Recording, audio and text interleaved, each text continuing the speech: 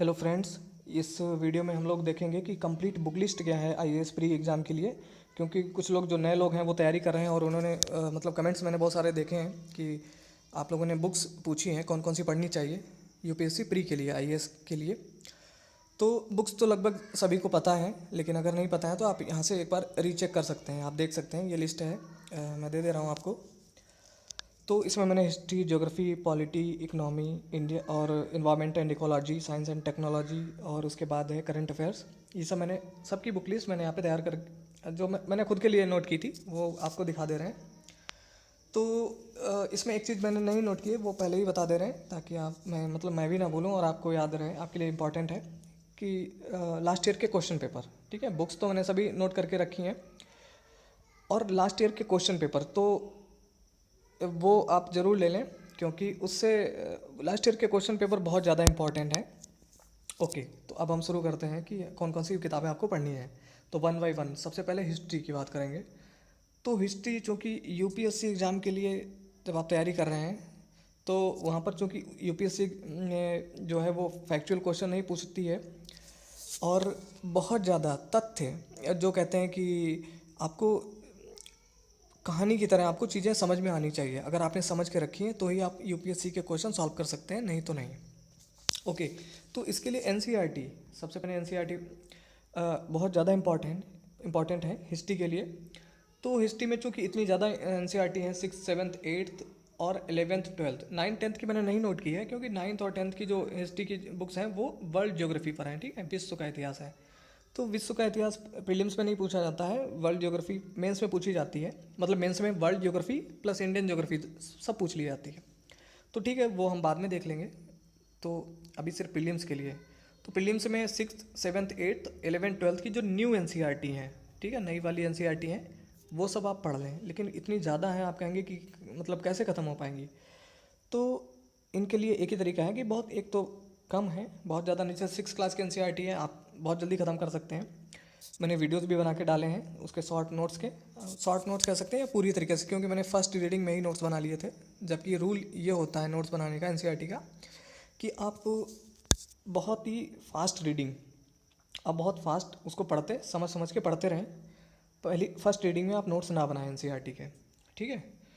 Second reading में आप उसको थोड़ा समझ समझ के अंडरलाइन कर सकते हैं, हाइलाइटर यूज़ कर सकते हैं। और थर्ड रीडिंग में आप साथ साथ में शॉर्ट नोट्स बना सकते हैं। तो जो चीज़ें आपको नहीं याद रही होंगी तो वो थर्ड रीडिंग में आप नोट कर सकते हैं, तो शॉर्ट नोट्स बन के तैयार हो जाएगा, वो बहुत ज़्यादा इंपॉर्टेंट होगा। प्लस आप लास्ट ईयर के क्वेश्चन पेपर देख लें, क्योंकि नोट्स बनाते समय आप चीज़ों को ध्यान रखें कि किस तरीके से क्वेश्चन पूछे जाते हैं। तो 6 की जो है वो मध्य प्राचीन भारत पर है की बुक है।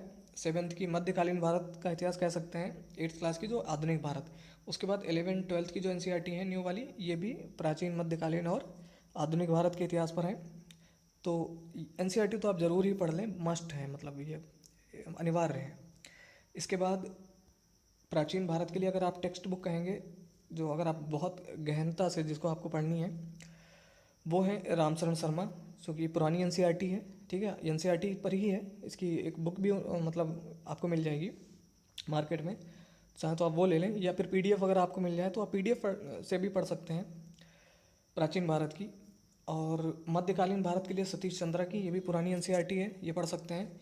हालांकि मध्यकालीन भारत जो है उससे क्वेश्चन बहुत कम ही पूछे जाते हैं, मतलब बहुत कम ही पूछे जाते हैं, तो आप उसे इग्नोर भी, मतलब थोड़ा कम समय दें इस पर। या बहुत से लोग जो तैयारी करते हैं वो मध्यकालीन नहीं भी पढ़ते हैं, तो ये आपके खुद के विवेक पर है, आप क्या उचित समझते हैं। ओके, इसके बाद है आधुनिक भारत। तो आधुनिक भारत के लिए अगर बुक आप पूछेंगे तो स्पेक्ट्रम, राजीव अहिर, क्योंकि ये बुक मैंने पढ़ी है और काफ़ी मतलब अच्छी बुक है, बहुत अच्छा नोट्स, आईपीएस अधिकारी हैं राजीव अहिर सर, तो इन्होंने ये लिखी है अपने खुद के नोट्स से। और ये आप चाहें तो स्पेक्ट्रम की ये बुक पढ़ सकते हैं, मतलब मॉडर्न इंडिया के लिए, मॉडर्न इंडियन हिस्ट्री के लिए। या फिर आप विपिन चंद्रा पढ़ सकते हैं, ठीक है। दो में से कोई भी एक बुक अगर आपके पास है तो आप पढ़ सकते हैं, या कोई और बुक अगर आपके पास है तो पढ़ सकते हैं, ठीक है। अगर किसी के पास, ये बुक्स मैंने इसलिए नोट कर रखी हैं, अगर आप बिल्कुल नए हैं और तैयारी कर रहे हैं और कोई बुक नहीं अभी तक ली है तो आप ले सकते हैं, ठीक है। अगर कोई बुक पहले से ही आपने अच्छी ले रखी है तो वो भी सही है, लेने की ज़रूरत नहीं है फिर ये। ओके, इसके बाद है, अच्छा स्पेक्ट्रम चूँकि छोटी बुक है, जल्दी इसे बहुत काफ़ी जल्दी तैयार किया जा सकता है। इसमें 21 चैप्टर हैं और बहुत छोटे छोटे हैं, काफ़ी जल्दी तैयार कर सकते हैं आप, एक हफ्ते के अंदर पढ़ के ख़त्म कर सकते हैं। ओके, और इसके बाद है कला एवं संस्कृति, तो आर्ट एंड कल्चर। तो आर्ट एंड कल्चर पर भी आप लास्ट ईयर के क्वेश्चन पेपर देखेंगे, आप क्वेश्चन सोल्यूशन ज़रूर ले लें प्रीलिम्स का।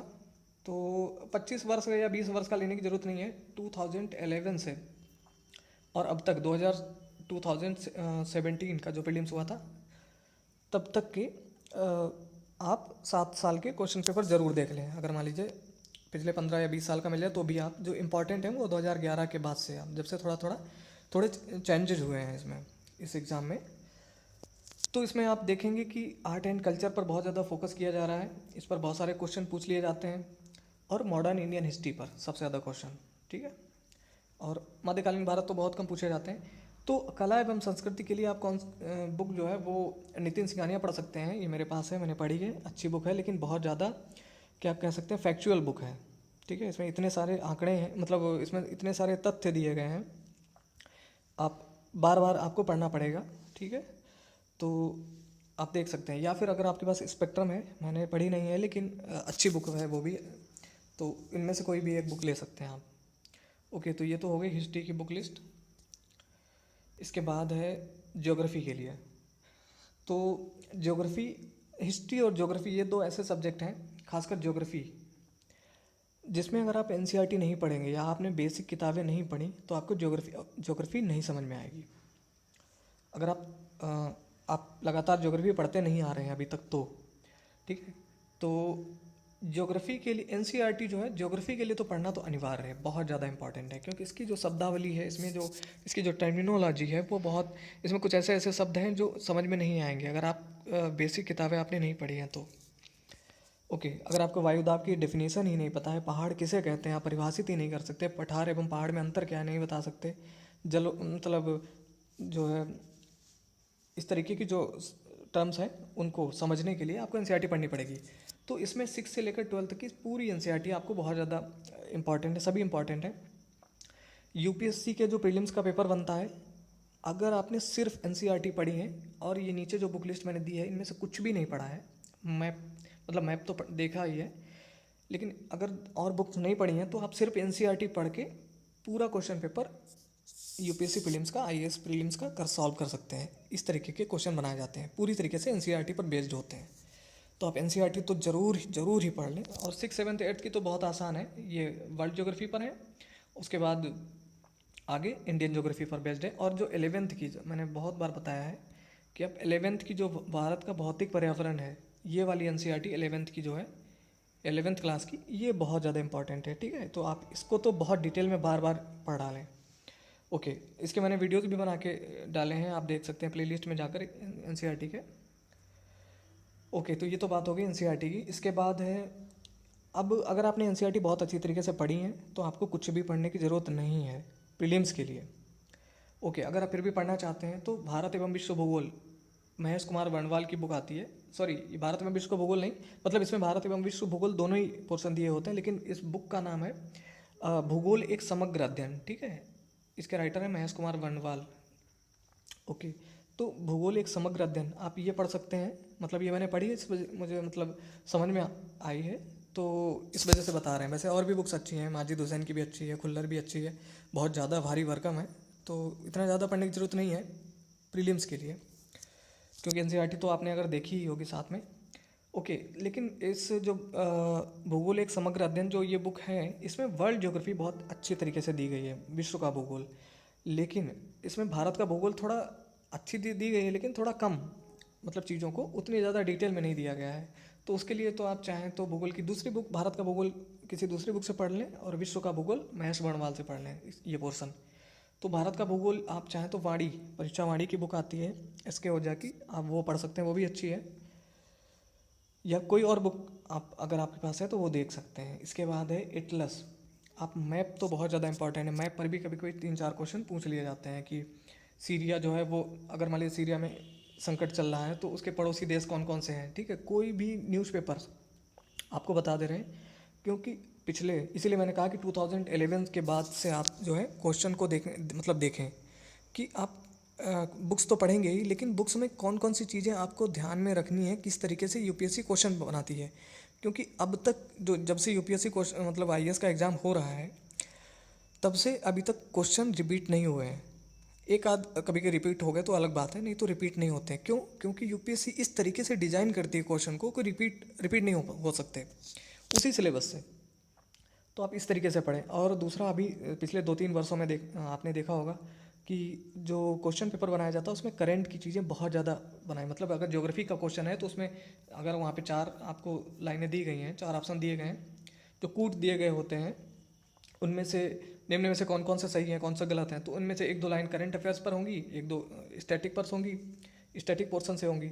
ठीक है, तो करंट से जोड़ के आप पढ़ें, जो ज्योग्राफी पढ़ें, हिस्ट्री पढ़ें, जो भी है, तो करंट अफेयर्स तो पढ़ते ही रहें, बहुत इंपॉर्टेंट है। ओके, तो एटलस आप चाहें तो ऑक्सफोर्ड स्टूडेंट एटलस ले लें। ठीक है, ऑक्सफोर्ड के स्टूडेंट और स्कूल अलग अलग 2 आते हैं, तो आप स्टूडेंट एटलस ले लें, या फिर ओरिएंट ब्लैक स्वान का ले लें, या फिर दोनों ही ले सकते हैं। अलग अलग चीज़ें मिल जाएंगी अच्छी तरीके से, तो कवर हो जाएगी ज्योग्राफी में। ओके, इसके बाद है राज्य व्यवस्था, पॉलिटी के लिए ज़्यादा किताबें नहीं पढ़नी है, आपको बता रहे हैं। आप एनसीईआरटी पॉलिटी के लिए पढ़ने के लिए उतनी इम्पॉर्टेंट नहीं है। ठीक है, लेकिन अगर फिर भी अगर आप बिल्कुल नए हैं, अभी एज काफ़ी कम है, बहुत से लोगों की है जो कहते हैं कि नहीं हम 2 साल बाद देना चाहते हैं एग्ज़ाम, 2020 में देना चाहते हैं। ठीक है, तो अभी जिनके पास ज़्यादा समय है वो लोग अच्छी तरीके से पढ़ के, या जिनको नहीं समझ में आ रही है जैसे पॉलिटी की बुक्स, लक्ष्मीकांत वगैरह, तो वो 9 से 12 तक की जो बुक्स हैं पॉलिटिकल साइंस की, वो पढ़ सकते हैं, राजनीति विज्ञान की। ओके, इसके बाद अगर आप बुक कहेंगे तो बेस्ट बुक जो है वो है एम लक्ष्मीकांत की। ठीक है, इसीलिए एम लक्ष्मीकांत की जो बुक है, इसको हिंदी मीडियम वाले जो हैं वो उसको गीता कहते हैं, और इंग्लिश मीडियम वाले इसे बाइबल कहते हैं। तो हकीकत में क्योंकि ये यूपीएससी को ध्यान में रखकर ही बनाई गई बुक, ये प्रीलिम्स और मेंस के लिए भी आपके लिए इंपॉर्टेंट होगी, तो आप इसे कवर टू कवर पढ़ सकते हैं पूरी, क्योंकि इसी के लिए बनाई गई। इसके अलावा डीडी वसु भी बुक आती है, सुभाष कश्यप की भी है, वो किताबें भी बहुत अच्छी हैं। अगर आप उनमें इनमें इनके इसके अलावा कोई अगर वो किताबें हैं तो वो भी आप पढ़ सकते हैं। अगर कोई बुक नहीं है तो आप एम लक्ष्मीकांत पढ़ें, बहुत अच्छी बुक है ये। ओके, और लास्ट ईयर के क्वेश्चन पेपर देख लें, किस तरीके से क्वेश्चन पूछे जाते हैं। और ये बुक आपको बता रहे हैं जैसे 800 पेजेस की है अराउंड, जो कि मैंने पढ़ी है, और इसे पढ़ने में ज़्यादा समय नहीं लगता। आपने देखा होगा, क्योंकि इसी तरीके से बनी हुई है कि आप उसे 14-15 दिन में ख़त्म कर सकते हैं। आप डेली 2-3 घंटे अगर पढ़ते हैं कंसंट्रेट होकर, तो आप ख़त्म कर सकते हैं फर्स्ट रीडिंग में अच्छी तरीके से।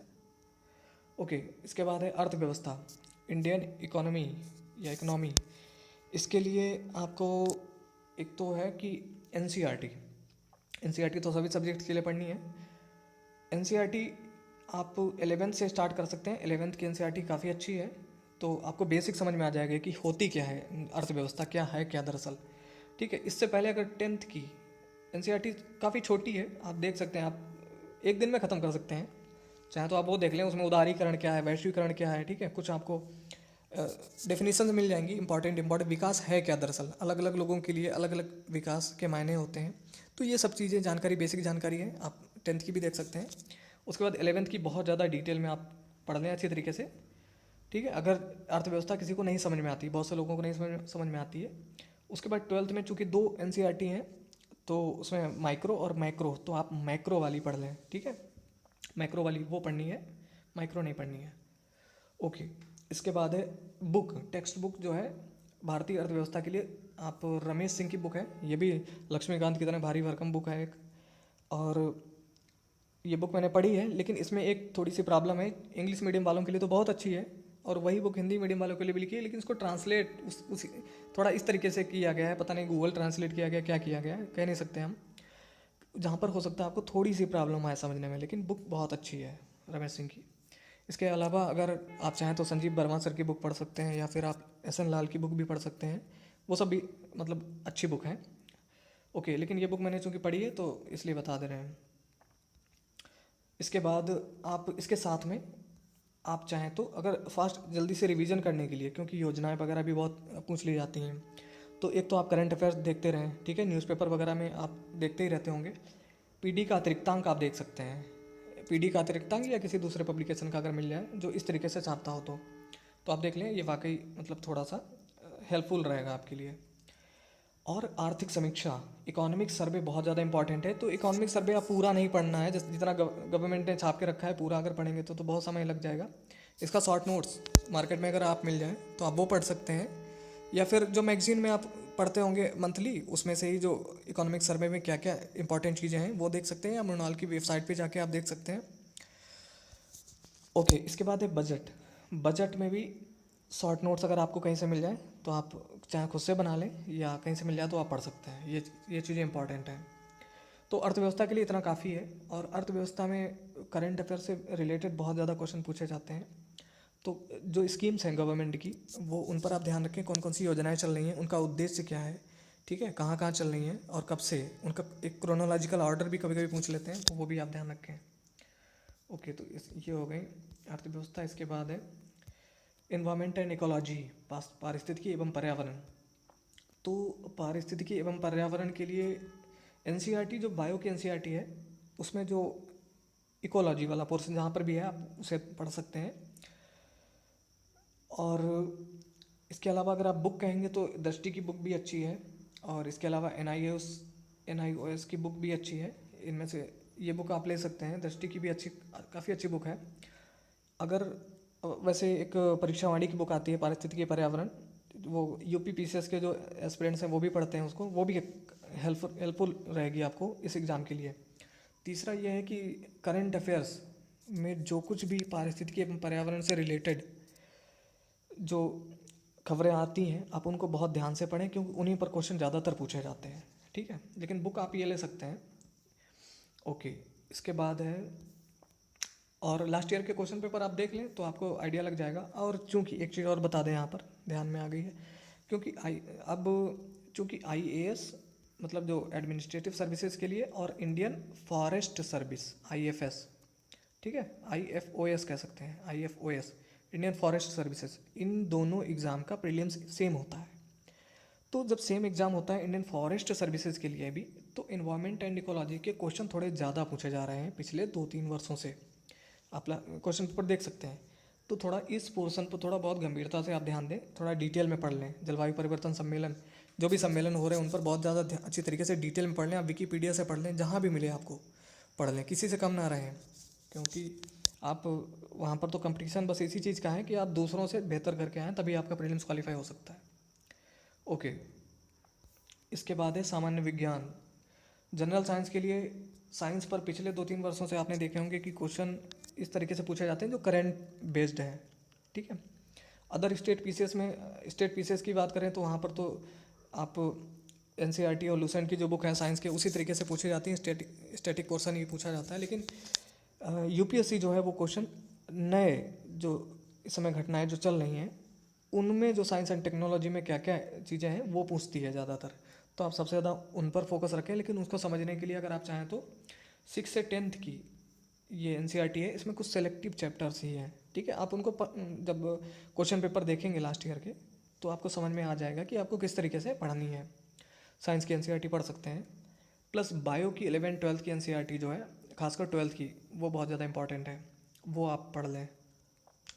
इसके अलावा सामान्य विज्ञान की लूसेंट की बुक आती है, ये तो सामान्य विज्ञान की, एक तो सामान्य ज्ञान की आती है, सामान्य विज्ञान के अलग से आपको पता है वो बुक भी है, तो आप उसे पढ़ सकते हैं, लेकिन बहुत ज़्यादा होगा मुझे लगता है। तो उसमें जो बायो का पोर्शन है वो आप पढ़ लीजिए। इसके अलावा साइंस एंड टेक्नोलॉजी की बुक जो TMH पब्लिकेशन की या किसी दूसरी पब्लिकेशन की अगर आपके पास है तो आप ले सकते हैं इसके साइंस के लिए।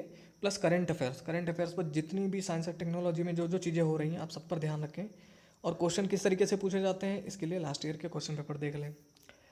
ओके, इसके बाद है करंट अफेयर्स जो कि सबसे ज़्यादा इंपॉर्टेंट है इस समय। आजकल जो ट्रेंड चल रहा है UPSC का, वो पूरी तरीके से क्वेश्चन पेपर करंट की तरफ झुका हुआ है। चाहे मेंस का देख लीजिए, चाहे प्रीलिम्स देख लीजिए आप, तो पूरी लड़ाई सब कुछ करंट अफेयर्स की है। क्योंकि स्टैटिक अभी तक ये था कि लोग 4 साल से लगातार स्टैटिक पोर्शन पढ़ते आ रहे हैं तो उनका ही निकल जाता था, लेकिन ये सबके लिए इक्वली टफ रहा है। जो नए एस्पिरेंट्स हैं उनका नुकसान ना हो, ठीक है। और जो दूसरा ये है कि कोचिंग वाले, क्योंकि जब करंट हर साल पड़ेगा तो उनको भी मेहनत करनी पड़े, उनको किसी के लिए ये ना रहे कि भाई कोई कोचिंग नहीं कर सकता तो नहीं एग्ज़ाम निकाल सकता है, ठीक है। तो मेहनत करनी पड़ेगी, चाहे कोचिंग करें चाहे ना करें, आपको पढ़ाई करनी पड़ेगी तभी आप निकाल सकते हैं, ठीक है। तो इस तरीके से क्वेश्चन पेपर बना रही है यूपीएससी, कोशिश कर रही है। तो करंट अफेयर्स के लिए आप एक तो खासकर यूपीएससी के लिए बता दें, पत्रिकाएं देखिए मैंने नोट कर बता रहे हैं आपको। आप दृष्टि करंट अफेयर्स टुडे जो मैगजीन आती है आप वो ले सकते हैं। अगर आप, चूँकि पहले थोड़ी ज़्यादा काफ़ी मोटी ये छापते थे, 300 पेजेस की छापते थे, अब पिछले 1-2 महीने से, मतलब पिछले दिनों से कुछ देख रहे होंगे आप, 200 पेजेस तक करीब छाप दे रहे हैं। तो ठीक है, अब पढ़ सकते हैं आप, अच्छी बुक है। दृष्टि टुडे आप ले लें, या फिर विजन आईएएस पढ़ सकते हैं, या फिर क्रॉनिकल, इन तीनों में से कोई एक। और चाहे तो आप कोई भी 2 ले सकते हैं, या क्रॉनिकल या दृष्टि टुडे, और प्लस साथ में इसका वो आप पीडीएफ डाउनलोड कर सकते हैं विजन आईएएस का, अगर कहीं से मिल जाता है, इसकी वेबसाइट पर भी मिल जाता है पिछले महीने का, तो वो आप देख सकते हैं। इसके अलावा न्यूज़पेपर बहुत ज़्यादा इम्पॉर्टेंट है, ठीक है, प्रीलिम्स और मेंस दोनों के लिए। न्यूज़पेपर क्यों इम्पॉर्टेंट है, इसके लिए मैंने एक वीडियो में करंट अफेयर्स कैसे तैयार करें, एक वीडियो मैंने बना के रखा था, उसमें हम लोग ने डिटेल से बात की थी कि क्योंकि न्यूज़पेपर में चीज़ें, जैसे मान लीजिए जीएसटी पर आज आपने न्यूज़पेपर में कुछ पढ़ा, ठीक है, आज आपने कुछ पढ़ा तो आपको 4 बातें याद हो गई जीएसटी में, हाँ ये चल रहा है, ये इसके प्रोविजंस, ये प्रावधान है। आपने 1 हफ्ते बाद या 4 दिन बाद फिर जीएसटी की कोई नई न्यूज़ निकली, फिर आपने कोई और चीज़ें पता चल गई, ठीक है। तो आप डेली ही हर दूसरे तीसरे दिन कुछ न कुछ पढ़ते रहेंगे न्यूज़पेपर में, तो इतनी बार हमारे सामने आती हैं चीज़ें, और ऐसे ही चीज़ें तैयार हो जाती हैं। तो इसलिए न्यूज़पेपर बहुत ज़्यादा इंपॉर्टेंट है। अब जीएसटी पर कोई क्वेश्चन किसी भी तरीके से बना दिया जाएगा, तो आपने जीएसटी अनजाने में ही, अगर आप न्यूज़पेपर पढ़ेंगे तो अनजाने में ही आपने 10,000 शब्द, 10,000 वर्ड्स आपके तैयार होंगे जीएसटी पर। तो 10,000 वर्ड्स में अगर आपको 200 वर्ड्स लिखने पड़ जाएँ तो बहुत आसानी से आप लिख सकते हैं बना के, ठीक है। लेकिन अगर आप कहेंगे कि भाई ये तो हम मैगजीन में भी पढ़ेंगे, टुडे, दृष्टि टुडे या विजन या क्रॉनिकल में भी पढ़ेंगे, लेकिन वहाँ पर तो आपको 200 वर्ड्स में ही मिलेगा ना जीएसटी पर 1 महीने में। तो इस 200 में आपको कितने शब्द याद रहेंगे, मतलब कितनी बातें आप याद कर रख सकते हैं, और रिवीजन भी आप इतनी रेगुलरली नहीं कर पाएंगे, आदत ही नहीं होती। इसलिए न्यूज़पेपर बहुत ज़्यादा इंपॉर्टेंट है मेरे हिसाब से। ओके, तो न्यूज़पेपर आप दैनिक जागरण चाहे राष्ट्रीय संस्करण पढ़ लें, क्योंकि जो अगर लोकल आप जैसे जो आता रहता है तो वो उसमें आपके डिस्ट्रिक्ट, आपके शहर की जो खबरें होंगी वो भी हुई कि कहाँ क्या हुआ, कहाँ एक्सीडेंट हुआ, कौन कौन सी घटनाएं हुई, वो सब भी होंगी। तो वो सब आप इग्नोर कर सकते हैं, आप मतलब उसको भी पढ़ सकते हैं आप। लेकिन अगर राष्ट्रीय संस्करण इसका मिल जाए तो आप, जैसा कि व्हाट्सएप पर भी मिल जाता है, बहुत सारे ग्रुप्स ऐसे चल रहे हैं, या कोई वेबसाइट पर जाकर भी आप पढ़ सकते हैं, ठीक है, राष्ट्रीय संस्करण अगर मिल जाए तो, या फिर जनसत्ता, ठीक है, या दोनों में भी पढ़ सकते हैं। लेकिन बहुत ज़्यादा पढ़ने की ज़रूरत नहीं है, आप दैनिक जागरण पढ़िए। अगर मुझसे पूछेंगे तो इसमें संपादकीय पढ़ते रहिए, बहुत कुछ आपकी समझ विकसित होगी। और क्योंकि दरअसल हमारा उद्देश्य सिर्फ प्री निकालना नहीं है, प्री के तो मार्क्स भी नहीं जुड़ते हैं, प्री तो सिर्फ क्वालिफाइंग है, किसी भी तरीके से प्री निकले, बस इतने के लिए है बस। तो सारी लड़ाई जो है मेंस की है आगे चल के, तो आप अभी से तैयारी होती रहे अच्छे तरीके से, इसलिए न्यूज़पेपर कभी ना छोड़ें, मेरा ऐसा मानना है। ओके, अन्य पत्रिकाएं अगर आप पूछेंगे तो आप योजना और कुरुक्षेत्र ये आप ले सकते हैं मंथली। तो योजना और कुरुक्षेत्र में भी, ये चूँकि गवर्नमेंट की पत्रिकाएं हैं सरकारी, ये आप ले सकते हैं। और इनमें सारी चीज़ें नहीं पढ़नी है जो एग्ज़ाम के लिए आपको लगता है। देखिए, आप क्वेश्चन पेपर देखेंगे बार बार, अगर आप 2-4 बार अपने क्वेश्चन पेपर देखेंगे तो आपको ये ज़रूर एहसास हो जाता है चीज़ों को पढ़ते समय कि कौन कौन सी चीज़ हमारे लिए इंपॉर्टेंट है, कौन कौन सी नहीं। जैसे कि न्यूज़पेपर पढ़ते समय आप न्यूज़पेपर पढ़ेंगे तो आप ये समझ जाएंगे कि ये चीज़ हमारे लिए इंपॉर्टेंट है, ये चीज़ नहीं, ठीक है। तो योजना कुरुक्षेत्र भी ले सकते हैं। वैसे तो जो मैगजीन है जैसे दृष्टि है, इसमें भी आपको मिल जाते हैं योजना कुरुक्षेत्र के लेख, तो चाहें तो आप ले सकते हैं। वैसे इतनी इंपॉर्टेंट ज़रूरी नहीं है, जो लोग मतलब तैयार जैसे जॉब कर रहे हैं या जिनके पास समय कम है, उन लोगों को लेने की ज़रूरत नहीं है ये। ओके, तो दोस्तों ये बुक लिस्ट थी। अगर आपको कुछ और पूछना है तो आप पूछ सकते हैं, ये सिर्फ प्रीलिम्स के लिए बुक लिस्ट है। और तो ये चूँकि जो मेरी नॉलेज में जितनी बुक्स हैं या जो मैंने पढ़ी हैं, मैंने वो आपको बता रखी हैं। अगर हो सकता है कि आपके पास इससे बेहतर और बुक्स हों तो आप उन्हें भी देख सकते हैं। और अगर आपका कोई क्वेश्चन है तो आप कमेंट करें, मैं आपको रिप्लाई करूँगा। और ये वीडियो देखने के लिए बहुत बहुत धन्यवाद। आपका दिन शुभ हो।